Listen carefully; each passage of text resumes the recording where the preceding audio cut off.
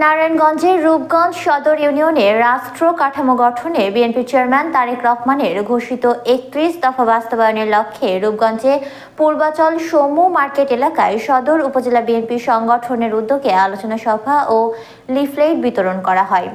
এ সময় উপস্থিত ছিলেন রূপগঞ্জ উপজেলা বিএনপি সাধারণ সম্পাদক মোহাম্মদ বাসির উদ্দিন বাচ্চু, মোহাম্মদ নূর নবী ভূঁইয়া, সহ সভাপতি রূপগঞ্জ থানা বিএনপি মোহাম্মদ শামীম ভূঁইয়া, মোহাম্মদ মোশাররফ, মোহাম্মদ জিন্নাত আদি সহ আরও অনেকে উপস্থিত ছিলেন।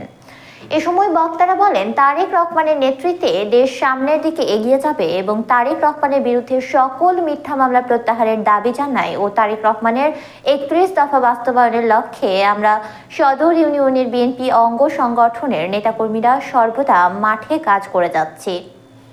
৩১ দফা প্রণয়ন করা হয়েছে।